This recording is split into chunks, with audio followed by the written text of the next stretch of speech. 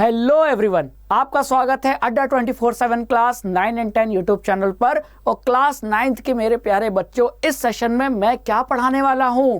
मैं NCERT science का chapter 13 why do we fall ill ये पढ़ाने वाला हूं। और इस चैप्टर के टोटल 3 पार्ट हैं। पहले पार्ट में जैसा कि आपको दिख रहा है कि हम पढ़ेंगे हेल्थ एंड इट्स फेलियर के बारे में। सेकेंड पार्ट में हम पढ़ेंगे इन्फेक्शियस डिजीज के बारे में। और थर्ड पार्ट में इस चैप्टर में जो एनसीईआरटी एक्सरसाइज में क्वेश्चन दिए हैं उनको हम सॉल्व करने की कोशिश करेंगे। ठीक है, तो इस सेशन में शुरू करते हैं इस चैप्टर का पहला पार्ट यानी हेल्थ एंड इट्स फेलियर। ठीक है बच्चों, चलिए तो शुरू करते हैं। अब बच्चों, हेल्थ एंड डिजीज ये 2 शब्द, 2 वर्ड आप बहुत सुनते हो, बोलते भी होगे, लेकिन क्या आपको हेल्थ और डिजीज की सही डिफिनीशन पता है? चलिए बच्चों, मैं बताऊंगा, है ना। तो जो हेल्थ और डिजीज है ये वर्ड सुनने में तो बहुत कॉमन है, लेकिन इसकी डिफिनीशन बहुत कॉम्प्लिकेटेड है ना। और वो कॉम्प्लिकेटेड डिफिनीशन आपको मैं इस सेशन में बताऊंगा। ठीक है, और हेल्थ और डिजीज दोनों इंटर रिलेटेड है। अगर आप डिजीज्ड हैं, अगर आप बीमार हैं, तो इसका मतलब आप हेल्दी नहीं हैं, और अगर आप हेल्दी हैं तो इसका मतलब आपको कोई डिजीज नहीं है। तो कहीं ना कहीं दोनों में एक इंटर रिलेशन है कि नहीं। चलिए अब हम बात करते हैं अगर ऑर्गेनिज्म की बच्चों, तो जितने भी ऑर्गेनिज्म हैं, चाहे वो प्लांट्स हों, एनिमल्स हों, चाहे यूनिसेलुलर ऑर्गेनिज्म जैसे बैक्टीरिया हो, बने किसके हैं? तो जितने भी अर्थ पे ऑर्गेनिज्म हैं सभी कॉमन चीज से बने हैं, वो है सेल। तो सेल क्या है? सेल बेसिक यूनिट है किसका? ऑर्गेनिज्म का। अब हमारा शरीर ही देख लो, सेल मिलकर क्या बनते हैं? टिश्यूज मिलकर क्या बनते हैं? ऑर्गन मिलकर क्या बनते हैं? Organ system. और फिर ऑर्गन सिस्टम मिलकर पूरी बॉडी बनती है। तो कहीं ना कहीं शुरुआत कहाँ से हुई? सेल से। तो जैसे घर बनाना होता है तो हम ईंट यानी ब्रिक का यूज करते हैं और वो ब्रिक को जोड़ते जाते हैं तो पूरा घर बन जाता है। ठीक उसी तरह सेल्स को जोड़ते चले जाओ तो पूरा शरीर बन जाता है, चाहे वो एनिमल का हो, प्लांट का हो। तो सेल बेसिक फंडामेंटल यूनिट है कि नहीं? लाइफ की है। ठीक है, और जो सेल है, सेल में कई टाइप के केमिकल सब्सटेंस पाए जाते हैं। वही लिखा है, cells are made up of variety of chemical substance. तो सेल किसके बने होते हैं? तो सेल में प्रोटीन भी होता है, सेल में कार्बोहाइड्रेट भी होता है, सेल में फैट या लिपिड भी होता है, और भी कई सारे केमिकल कंपाउंड्स पाए जाते हैं, है ना। तो सेल जो है बहुत ही डायनेमिक प्लेस है। डायनेमिक प्लेस मतलब कि यहाँ लगातार कोई ना कोई वर्क हो रहा है, लगातार रेगुलर वर्क होता रहता है, कोई ना कोई एक्टिविटी चलती रहती है। किसके अंदर? सेल के अंदर। सेल कभी भी शांत नहीं बैठता, लगातार इसके अंदर बहुत सारी एक्टिविटीज चलती रहती है, लगातार वर्क होता रहता है। इसीलिए इसको हमने क्या बोला है कि ये डायनेमिक प्लेस है। ठीक है, जैसे कि अगर आप बात करो कि हमारे शरीर में हम सांस भी ले रहे हैं, उसी समय हमारा खाना भी पच रहा है, हम सोच भी रहे हैं, है ना, हमारा ब्लड भी हार्ट से पंप होकर पूरे शरीर में जा रहा है। तो आप क्या समझ पाए कि ये सारे काम एक साथ चल रहे हैं? जिस समय हम सोच रहे हैं उस समय हम सांस भी ले रहे हैं, उस समय हम देख भी रहे हैं। तो इसका मतलब कि ये सेल से मिलकर जो हमारा बॉडी बना है ना, इस सेल्स के अंदर या कह लो बॉडी के अंदर बहुत सारी एक्टिविटीज एक साथ चल रही है। एक ही समय पे बहुत सारे वर्क हो रहे हैं। डाइजेशन का भी काम हो रहा है ना, और विजन का भी काम हो रहा है, और फिर आपका सोचने का, थिंकिंग का भी काम हो रहा है। सारे काम एक ही समय पे हो रहे हैं, तो जरूर इनके बीच में कोई ना कोई रिलेशन होगा, है ना। तो वही लिखा है कि complex reaction and repair goes inside cells. तो ऐसा तभी संभव है जब लगातार सेल्स के अंदर कोई ना कोई वर्क रिपेयर का होता रहे, या कोई ना कोई एक्टिविटी होती रहे, कोई ना कोई केमिकल रिएक्शन चल रहा है, तभी तो ये पॉसिबल है कि एक ही समय पे हम बहुत सारे काम कर पा रहे हैं, है कि नहीं। जैसे कि अगर मैं आपको इस समय देख रहा हूं तो इस समय मैं बोल भी रहा हूं, तो बहुत सारे वर्क चल रहे हैं। इसका मतलब जरूर सेल्स के अंदर बहुत सारे एक्टिविटीज हो रहे हैं, चाहे वो रिपेयर वर्क हो, चाहे केमिकल रिएक्शन हो। और इन सभी रिपेयर और रिएक्शन के बीच में, एक्टिविटीज के बीच में एक इंटरकनेक्शन जरूर मौजूद है ना। For all these interconnected activities क्या चाहिए? अब सेल के अंदर इतने सारी एक्टिविटीज़ हो रही हैं और आपस में वो सभी एक्टिविटीज़ इंटरकनेक्टेड हैं, तो कोई भी वर्क तभी होगा जब क्या होगी, एनर्जी। तो इन सभी एक्टिविटीज़ के लिए सेल्स को लगातार क्या चाहिए, एनर्जी। और एनर्जी कहाँ से मिलेगा, एनर्जी मिलेगा फूड से। इसीलिए इंसान को लगातार खाना पड़ता है, फूड की ज़रूरत पड़ती है ना बच्चों। इंसान खाना नहीं खाएगा तो एनर्जी नहीं मिलेगी, एनर्जी नहीं मिलेगी तो सेल्स के अंदर जो रिपेयर का वर्क हो रहा है, जो रिएक्शन हो रहे हैं वो रुक जाएंगे, और सेल्स के अंदर ये एक्टिविटीज़ रुक जाएंगी तो इंसान की डेथ हो जाएगी, है कि नहीं। इसीलिए फूड बहुत ज़रूरी है। क्लियर। तो यहाँ क्या दिख रहा है, food is a necessity for sale and tissue function. खाना क्यों ज़रूरी है, खाना इसलिए ज़रूरी है सेल के लिए क्योंकि फूड से मिलती है एनर्जी, और उस एनर्जी से सेल बहुत सारे क्या कर पाता है, वर्क कर पाता है। तो सेल के अंदर जितने भी वर्क हो रहे हैं वो तभी पॉसिबल हैं जब लगातार सेल को एनर्जी मिले, और लगातार एनर्जी तब मिलेगी जब हम कॉन्स्टेंटली फ्रिक्वेंटली हम क्या कंज्यूम करें, फूड कंज्यूम करें। तो अच्छा खाना इसीलिए कहा गया है हेल्दी फूड खाने को।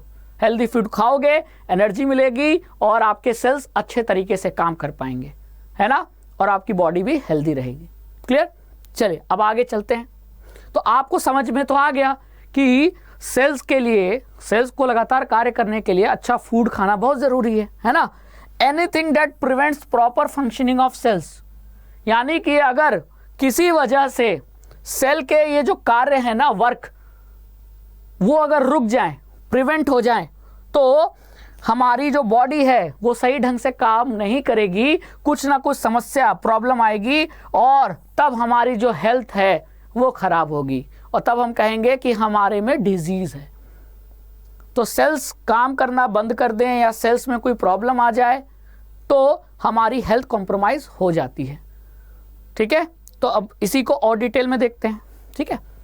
अब बात आई हेल्थ और एंड इट्स फेलियर की। तो सबसे पहले हम जानेंगे बच्चों कि हेल्थ क्या होता है। तो बच्चों देखो क्या लिखा है, we have heard the word health. Health शब्द को हमने कई बार सुना है। आपकी दादी, आपके दादा जो बूढ़े हो चुके हैं उनके बारे में आपने सुना होगा कि my grand mother health is not good, है ना। आपने ऑफिस में, आपने स्कूल में छुट्टी के लिए क्या किया, मैम से बोला कि मैम मैं नहीं आ पाऊंगा। मैडम ने बोला क्यों, टेस्ट में देने क्यों नहीं, एग्ज़ाम देने क्यों नहीं आ पाओगे। तो आपने बोला कि मेरी ग्रैंड मदर का जो हेल्थ है वो अच्छा नहीं है, उनको देखना है, उनके साथ रहना है। तो आपने वर्ड क्या यूज़ किया, हेल्थ यूज़ किया। लेकिन हेल्थ की सही परिभाषा क्या आपको डिफिनीशन पता है? चलिए मैं बताता हूँ। ठीक है। हेल्थ क्या है, हेल्थ वो स्टेट है जब हम पूरी तरीके से फिजिकली, मेंटली और सोशली क्या रहते हैं, फिट रहते हैं, वेल रहते हैं। तो वही लिखा है, health is a state of being well enough to function well physically, mentally and socially. मतलब शरीर से, दिमाग से और सामाजिक रूप से अगर हम अपने सभी वर्क को सही तरीके से कर पा रहे हैं तो उस स्टेट को, उस अवस्था को कहते हैं हेल्थ, स्वास्थ्य। यह है सही परिभाषा। ठीक है। तो अगर मैं स्वस्थ हूं और मैं जानबूझ के बोल रहा नहीं, मन नहीं कर रहा, मेरी हेल्थ खराब है, तो ये सही डिफिनीशन नहीं होगी। आप हेल्दी है ना, ठीक है, तो आप जानबूझ कर बोल रहे हैं वो बात अलग है। लेकिन आपको कोई बीमारी नहीं है, लेकिन आप इस समय डिप्रेशन में चल रहे हो, तो आप हेल्दी नहीं कहे जाओगे। हेल्दी का मतलब ये नहीं सोचना है कि शरीर से हेल्दी, दिमाग से भी हेल्दी, सामाजिक रूप से भी हेल्दी। मतलब मुझे कोई बीमारी नहीं है, मुझे सर्दी जुकाम नहीं है, मुझे ना टीबी है, मुझे ना पीलिया है, मतलब ना डेंगू है, मुझे कोई बीमारी नहीं है, लेकिन मैं अपने दोस्तों से, अपने मम्मी पापा से ठीक से बात नहीं कर रहा, तो ये भी रिप्रेजेंट कर रहा है कि आई एम नॉट हेल्दी। जी हाँ। तो आपको तीनों चीज़ याद रखना चाहिए, फिजिकली भी, मेंटली भी और सोशली भी। अगर मैं इन तीनों तरीके से फिट हूँ तभी मैं कहा जाएगा कि मैं हेल्दी हूँ। तो हेल्दी होने के लिए फिजिकली, मेंटली और सोशली रूप से फिट होना, वेल होना ज़रूरी है ना। समझ में आ गया। तो ये जो जनरल वर्ड हम यूज करते हैं ना हेल्थ, अब उसका आपको सही डिफिनीशन पता चल गया। आगे बढ़ा जाए, चलो बच्चों आगे बढ़ते हैं। ठीक है, अब क्या हेडिंग है, personal and community issues both matter for health. अब आपको हेल्थ की डिफिनीशन तो पता चल गई कि हेल्थ वो अवस्था है, वो स्टेट है जब कोई पर्सन फिजिकली रूप से, मेंटली रूप से और सोशली रूप से क्या रहता है, स्वस्थ रहता है, फिट रहता है, वेल रहता है। लेकिन इस हेल्थ को बनाए रखने के लिए क्या हम अकेले जिम्मेदार हैं? क्या हम अकेले कोशिश करें तो काम बन जाएगा? नहीं। अब आप कहोगे सर कैसे? जैसे कि मान लो मुझे पता है कि मैं किसी गंदी सरफेस को छूऊंगा, गंदगी वाली जगह को छूऊंगा तो मेरे हाथ में बैक्टीरिया लग सकते हैं, उससे मुझे बीमारी हो सकती है। तो मैंने क्या किया, अपना हाथ साबुन से धो लिया। हम वॉशरूम जाते हैं तो वॉशरूम से निकलते समय हम हाथ धोते हैं कि नहीं? जी हाँ, धोते हैं। क्यों? हम चाहते हैं कि हम अपनी हेल्थ को बिगाड़े ना, हम हेल्दी रहें। ठीक है, तो ये तो पर्सनल लेवल पे हो गया, हमने अपनी केयर की, हमने दूसरों की केयर नहीं की, हमने अपनी केयर की। लेकिन क्या सिर्फ अपनी केयर करने से आप हेल्दी रह सकते हो? इसका जवाब है नहीं। आप जिस समाज में रहते हो, कम्युनिटी में, वो कम्युनिटी में भी आपको योगदान देना पड़ेगा, आपको सही तरीके से वर्क करना पड़ेगा, तब आप हेल्दी रहोगे। जैसे कि सर समझ में नहीं आया, चलो मैं समझाता हूँ बहुत आसान से। ठीक है, हम समाज में रहते हैं ना, अकेले तो रहते नहीं है, है ना? चाहे गांव पे रहे, चाहे टाउन में रहें, चाहे बड़ी सिटीज में रहें, हम समाज में रहते हैं। अगल बगल कई लोग रहते हैं, पड़ोसी, है ना, रिश्तेदार। तो केवल पर्सनल लेवल पे हम अपने आप को स्वस्थ रखें, साफ सफाई रखें, नहाए धोएं, तो उससे बात नहीं बनेगी। ये तो करना ही पड़ेगा। हमको अपने स्वास्थ्य की चिंता तो होनी चाहिए, लेकिन हमको ये भी देखना है कि जिस कम्युनिटी, जिस सोसाइटी में हम रह रहे हैं, जिस समाज में हम रह रहे हैं, वहाँ भी हम सही तरीके से रहें। जैसे कि मान लो कि आपने अपना हाथ धोकर अपने आप को तो बचा लिया, लेकिन आप घर से बाहर निकले और बाहर निकलने के बाद आपने देखा कूड़ेदान दिखा। अब आप इसके बगल से जा रहे थे, ठीक है, आपने कूड़ा फेंक दिया यहाँ, और भी सोसाइटी के लोग लगातार इसमें क्या कर रहे थे, कूड़ा फेंक रहे थे। अब इस कूड़े में बैठने वाली मक्खी वो आपके घर में आई, आपके खाने पे बैठी और वही खाना आपने खाया, आप पड़ गए बीमार। तो क्वेश्चन ये उठता है कि आप रेगुलर नहा रहे थे, अपना हाथ साबुन से धो रहे थे, फिर भी आप बीमार क्यों पड़ गए? क्योंकि आपने पर्सनल लेवल पे तो ध्यान दिया, लेकिन आपने सामाजिक लेवल पर, कम्युनिटी लेवल पर, सोसाइटी लेवल पर ध्यान नहीं दिया। आपने कूड़ा ऐसे ही फेंक दिया, और आप नहीं, समाज में रहने वाले सभी लोग कूड़ा फेंक रहे हैं, डंप कर रहे हैं, और नगर निगम के लोग इस कूड़े को उठा नहीं रहे हैं। तो एक जगह कूड़ा बढ़ता चला जा रहा है, और कूड़े के बढ़ने से क्या होगा, बीमारी फैलेगी। यही मैं समझा रहा हूँ कि आपको पर्सनल लेवल पे तो ध्यान देना है, कम्युनिटी लेवल पे, सामाजिक लेवल पर, सोसाइटी लेवल पर भी ध्यान देना है कि बीमारी ना फैले, और ये भी मैटर करता है आपके हेल्थ के लिए। तो वही लिखा है, देखो, health is something that each one of us can not achieve entirely on our own. यानी कि हम अपने दम पर अकेले हम हेल्थ को प्राप्त नहीं कर सकते, हेल्दी नहीं रह सकते। ठीक है, मतलब पर्सनल लेवल पे हम सब कुछ अच्छा करें, हम नहाएं, हम डेली अपना कपड़ा साफ करें, डेली हाथ से साबुन से हाथ धोएं, सब कुछ अच्छा कर रहे हैं, लेकिन इसके बाद भी चांसेस है कि आप बीमार पड़ सकते हो। क्यों? क्योंकि आप जिस समाज में रह रहे हो वो हो सकता है कि वहाँ गंदगी फैल रही हो। तो इसीलिए ज़रूरी है कि ह्यूमन बीइंग्स जिस सोसाइटी में रहते हैं वो सोसाइटी भी साफ हो। Our social environment therefore is an important factor in our individual health. मतलब हमारी हेल्थ के लिए हमारा जो सोशल इन्वायरमेंट है, जो सोसाइटी जहां हम रहते हैं वो कैसी है, वो भी मैटर करता है ना। Consider what would happen if no agency is ensuring that garbage is collected and disposed. मतलब वही कॉलोनी के लोग सब एक जगह कूड़ा फेंक रहे थे, लेकिन नगर निगम वाले कूड़ा उठा नहीं रहे थे। क्या हुआ? कूड़ा बढ़ता गया, गंदगी बढ़ती गई, वहाँ मक्खियाँ, मच्छर पनपने लगे, और वही मक्खियाँ आकर आपके खाने में बैठ गई, तो आपने वो खाना खाया, बीमार पड़ गए। तो अब आप सोच रहे होगे अरे मैंने सब कुछ किया लेकिन फिर भी क्यों बीमार पड़ गया। ये समझ में आया आपको? जी हाँ, अब समझ में आ गया होगा कि बात केवल अकेले की नहीं है, बात है कि क्या हम साथ साथ होकर कम्युनिटी लेवल पर, सोसाइटी लेवल पर हेल्थ मेंटेन कर पा रहे हैं, साफ सफाई रख पा रहे हैं? नहीं। तो यही बात ध्यान रखना है कि अगर नहीं रख पाओगे तो भी आप बीमार पड़ोगे और आप हेल्दी नहीं कहलाओगे। ठीक है, तो अब समझ में आ गया ना। चलो अब देखो, अब हेल्दी रहना है तो भाई फूड खाना पड़ेगा। तो अब फूड कैसे मिलेगा?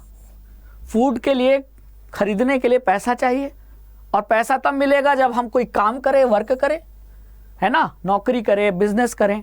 तो कहने का मतलब है कि हेल्दी रहने के लिए हमको चाहिए लगातार अच्छा भोजन, फूड।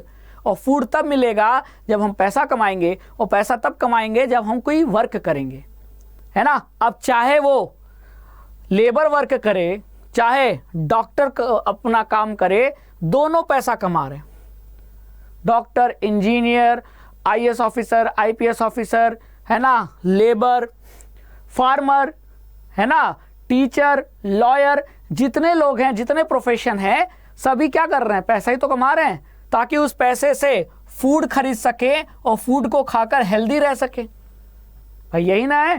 भाई मैं काम करूंगा, पैसे मिलेंगे, पैसे से मैं अच्छा फूड खरीदूंगा, फूड खाऊंगा, मैं हेल्दी रहूंगा, मेरे सारे सेल्स अच्छे तरीके से काम करेंगे, मैं हेल्दी रहूंगा, फिजिकली भी, मेंटली भी और सोशली भी, है कि नहीं। तो इसके लिए जरूरी है कि जितने लोग हैं सोसाइटी में, सभी को वर्क यानी काम करने की आज़ादी मिले, और काम करने में सबको बराबर का अधिकार मिले। ये नहीं कि तुम डॉक्टर नहीं बन सकते, सिर्फ ये डॉक्टर बन सकता है ना, ऐसे काम नहीं चलेगा। सबको बराबर का अधिकार हो वर्क करने का, चाहे वो जो प्रोफेशन चूज करे। मुझे लॉयर बनना है तो मैं लॉयर बन जाऊं, मुझे डॉक्टर बनना है तो मैं डॉक्टर बन सकूं, मुझे पूरा मौका मिले, ये भी बहुत ज़रूरी है ना। देखो वही तो लिखा है, सोशल इक्वालिटी, मतलब सामाजिक बराबरी हर केस में, नौकरी पाने के लिए, पढ़ाई के लिए, हर केस में सामाजिक बराबरी होना ज़रूरी है। ठीक है, एंड हार्मोनी भी ज़रूरी है, मतलब कि हमारे आसपास शांति प्रिय माहौल भी हो, तभी हम इंडिविजुअल हेल्थ को अचीव कर सकते हैं।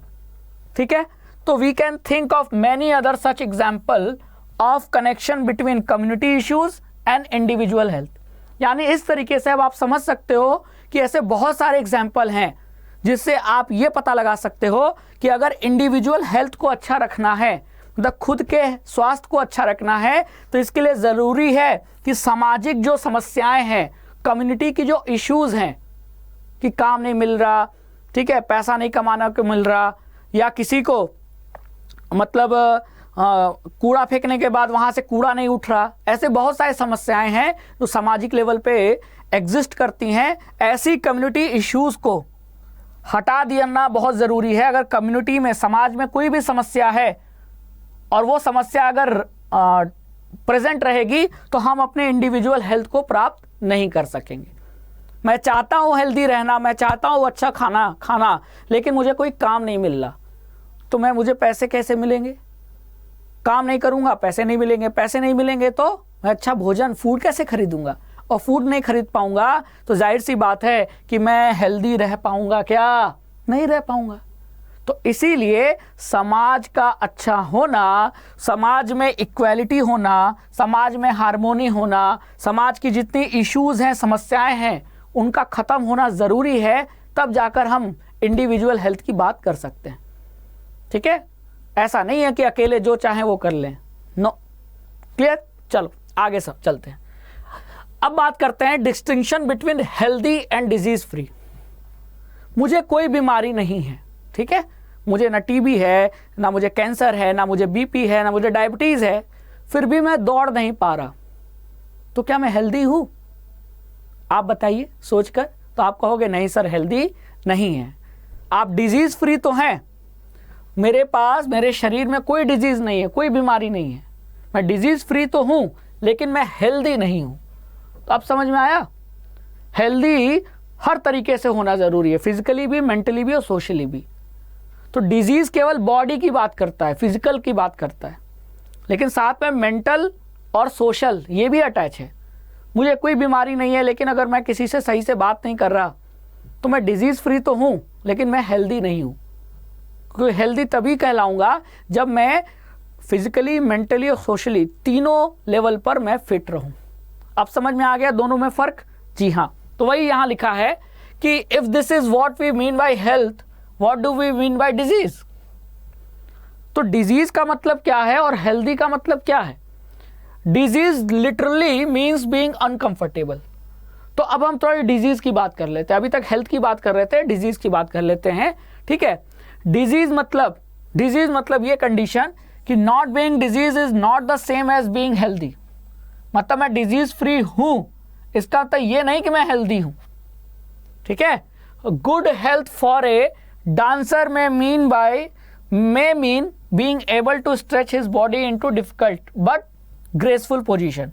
On the other hand, good health for a musician may mean having enough breathing capacity in her lungs to control the notes from his or her flute.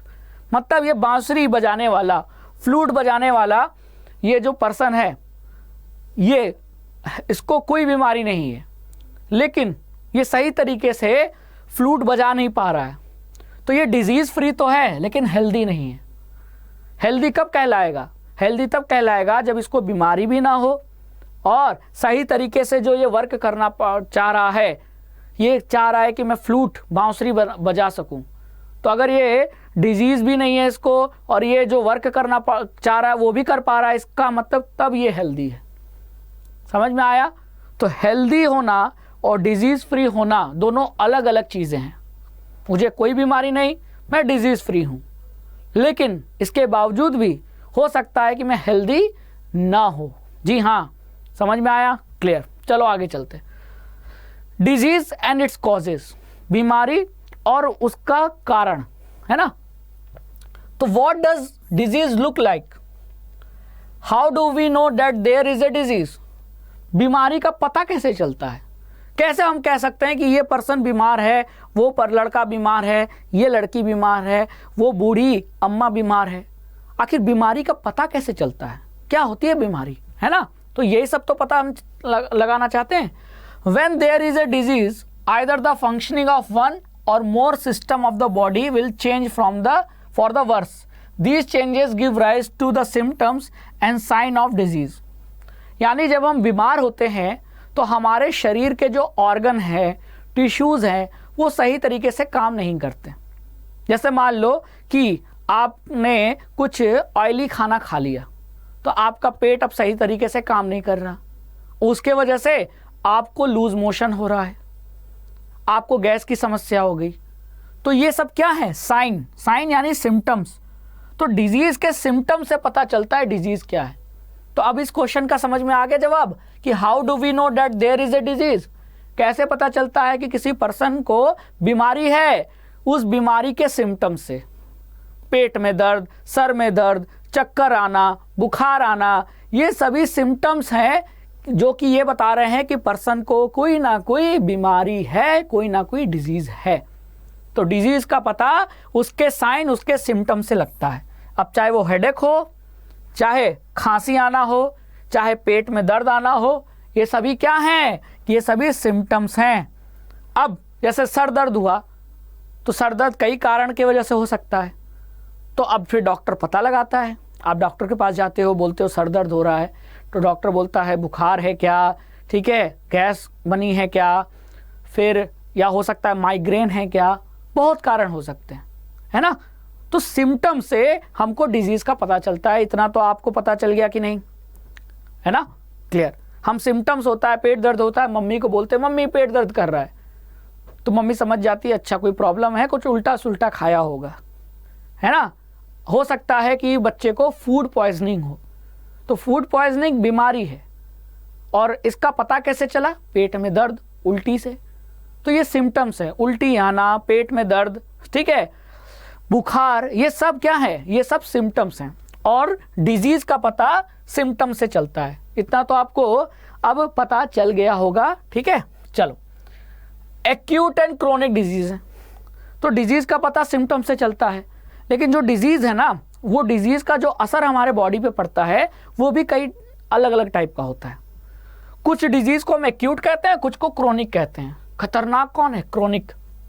तो पहले ये जान ले एक्यूट किसको कहेंगे, क्रोनिक किसको कहेंगे। तो जैसे कॉमन कोल्ड सर्दी जुकाम, अक्सर मौसम चेंज होता है, तो जैसे आपने देखा होगा गर्मी के मौसम में हम खेल कर आए तुरंत ठंडा पानी पीते हैं, तो मम्मी मना करती हैं, घर वाले मना करते हैं कि अभी शरीर गर्म है, तुरंत ठंडा पानी मत पियो, नहीं तो सर्दी जुकाम हो जाएगा, है कि नहीं। और मौसम बदलता है तो आपने देखा होगा घर में सभी लोग सर्दी जुकाम से क्या है, पीड़ित है। तो ये कॉमन कोल्ड है।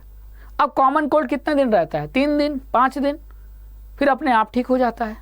तो मतलब ये जो बीमारी है कॉमन कोल्ड, ये कुछ दिनों तक आपके शरीर में थी और अपने आप फिर ठीक हो गई। तो ऐसी बीमारी, ऐसी डिजीज़ जो कुछ दिनों तक, कुछ शॉर्ट पीरियड के लिए आपके बॉडी में होती है और फिर वो ठीक हो जाती है, तो ऐसी बीमारी को हम एक्यूट डिजीजेस कहते हैं।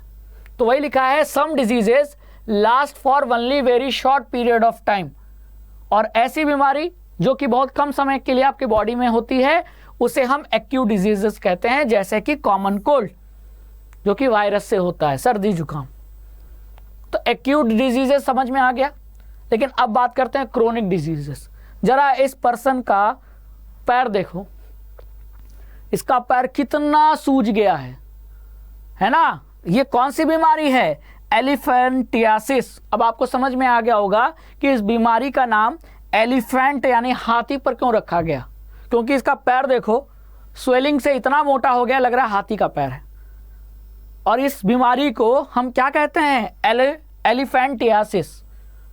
तो क्या आपको लगता है कि ये बीमारी 2-3 दिन में ठीक हो जाएगी?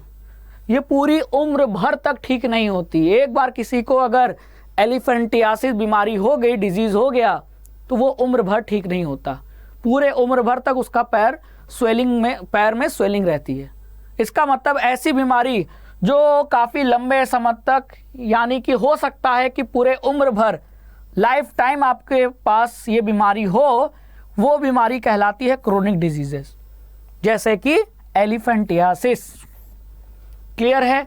तो एक्यूट और क्रोनिक डिजीजेस में डिफरेंस समझ में आया तो आगे चलते हैं।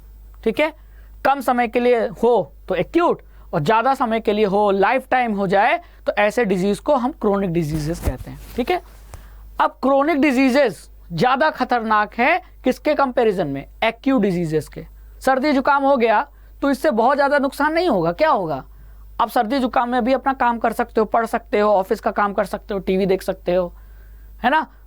आपका वजन कम हो जाएगा क्या? नहीं। बस ज़्यादा से ज़्यादा क्या होगा? थोड़ा सा सांस लेने में दिक्कत होगी, वो भी आप दवा खा के ठीक हो जाओगे। तो एक्यूट बीमार डिजीजेस प्रॉब्लम नहीं क्रिएट करती, प्रॉब्लम क्रिएट करती हैं क्रोनिक डिजीजेस।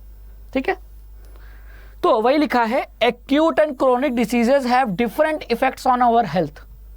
मतलब एक्यूट डिजीज और क्रोनिक डिजीजेस का जो असर पड़ता है बॉडी पर, वो अलग अलग पड़ता है। और ज़्यादा असर किसका? ज़्यादा खराब असर पड़ता है क्रोनिक डिजीजेस का।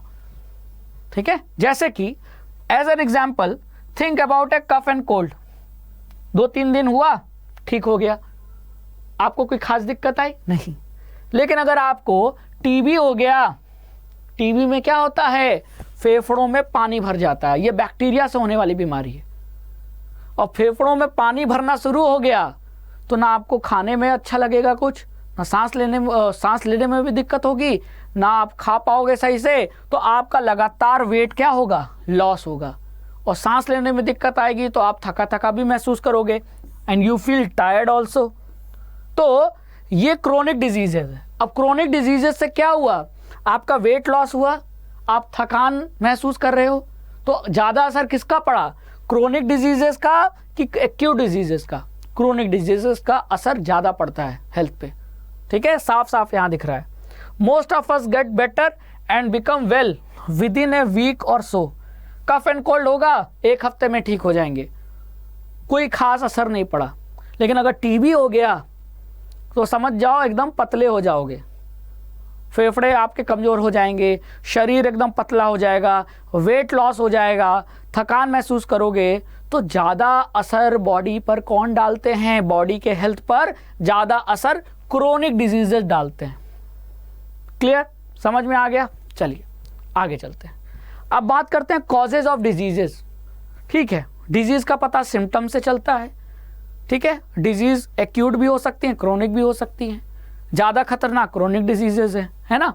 लेकिन उस बीमारी के पीछे का कारण क्या है, आइए पता करते हैं। ठीक है, व्हाट कॉजेज डिजीज? डिजीज क्यों होता है? When we think about causes of disease we must remember that there are many levels of such causes. यानी कि किसी भी बीमारी के पीछे कोई एक कारण नहीं होता, बहुत सारे कारण होते हैं। जैसे कि सर, चलो मैं बताता हूँ एग्जाम्पल से। जैसे कि यहाँ आप देख रहे हो कि एक बच्चा है, वो लूज मोशन से क्या है, सफ़र कर रहा है। If there is a baby suffering from loose motion we can say that the cause of the loose motion is probably an infection. अगर इस बच्चे को लूज मोशन हो रहा है, ठीक है, ये जो लैट्रिन कर रहा है बच्चा, वो पानी के फॉर्म में कर रहा है, तो हम कह सकते हैं इसको कोई ना कोई इन्फेक्शन है। ठीक है, इन्फेक्शन हुआ तो कैसे हुआ? तो शायद मान सकते हैं कि बच्चे ने खराब पानी, गंदा पानी पिया होगा। ठीक है, तो next question arise that where did the infection come from? तो इन्फेक्शन बच्चे में आया कहां से? अगला क्वेश्चन। तो उसका आंसर ये हो सकता है कि suppose we find that the infection came through the unclean drinking water. हो सकता है कि घर में गंदा पानी पीने का आ रहा था, माँ ने वही पानी बिना उबाले पिला दिया बच्चे को इन्फेक्शन हुआ, इन्फेक्शन की वजह से उसका लूज मोशन शुरू हो गया, है कि नहीं?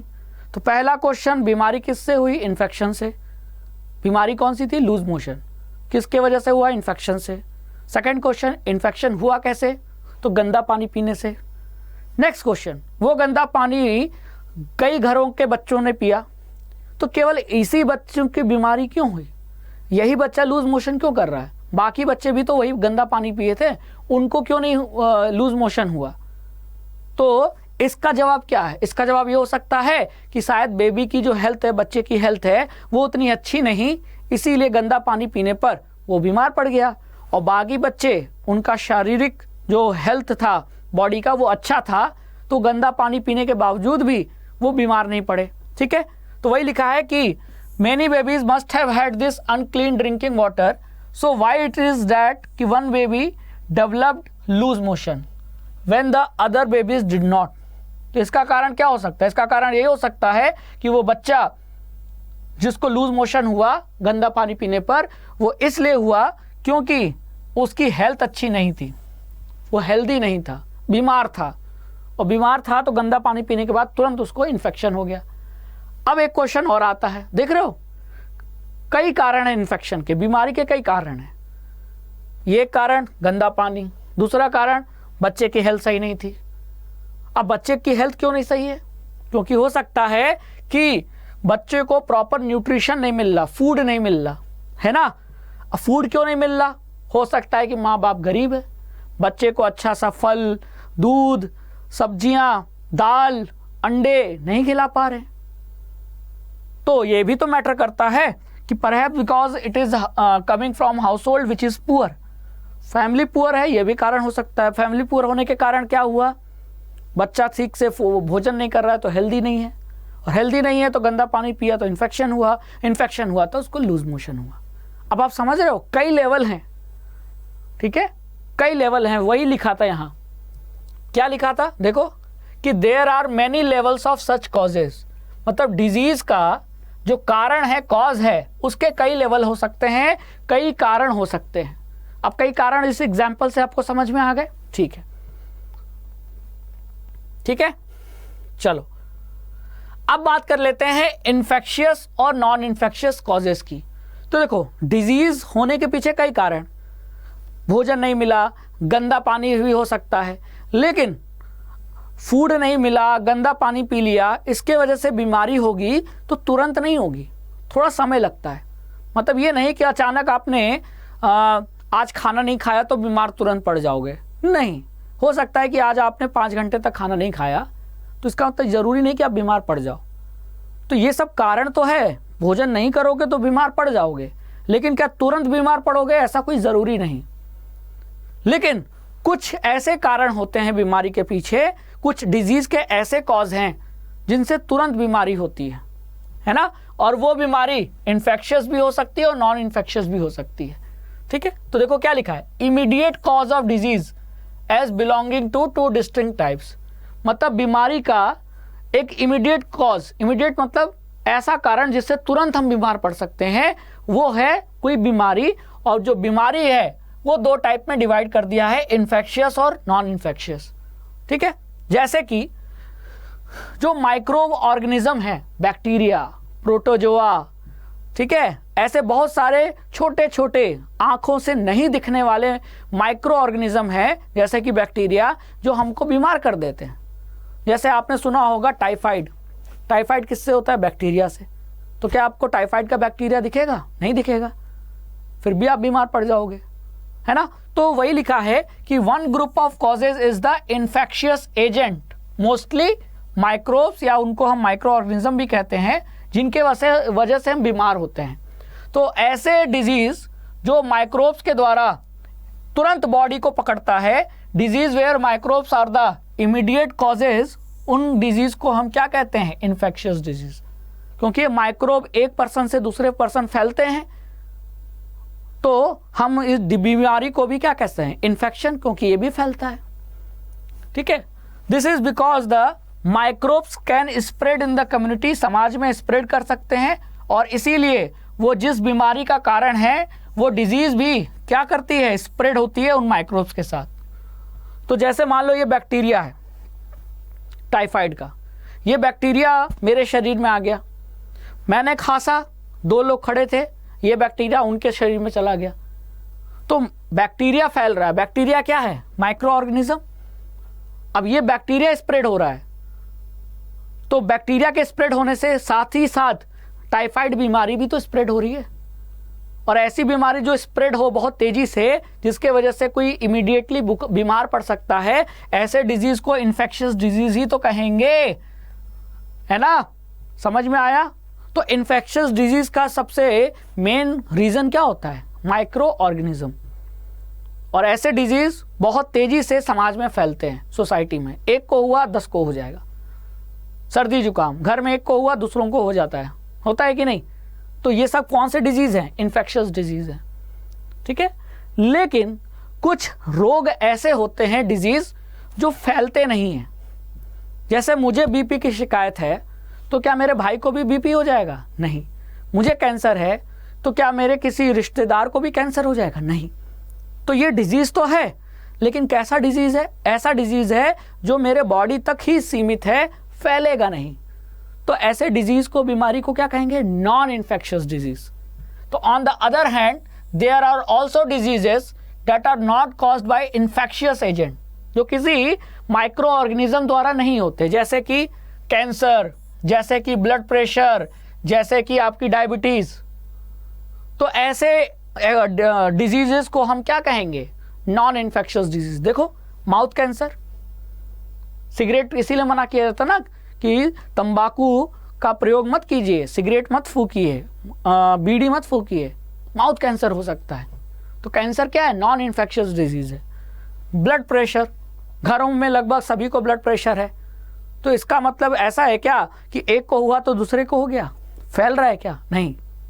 लेकिन अगर वही टाइफाइड होगा, फैल जाएगा। चिकन पॉक्स, फैल जाएगा। तो वो सब आपका इन्फेक्शियस डिजीज है। लेकिन कैंसर, डायबिटीज, ब्लड प्रेशर, ये सब नॉन इन्फेक्शियस डिजीजेस है। ठीक है, समझ में आया? क्लियर है? चलिए, तो इस तरीके से हमने इस चैप्टर का पहला पार्ट पढ़िया। और थैंक यू बच्चों, आपने इस पार्ट को पूरा एंड तक पढ़ा। इसका नेक्स्ट पार्ट हम दूसरे सेशन में पढ़ेंगे। तब तक के लिए अड्डा 24/7 क्लास 9 और 10 के साथ जुड़ते रहिए, पढ़ते रहिए। Thank you so much.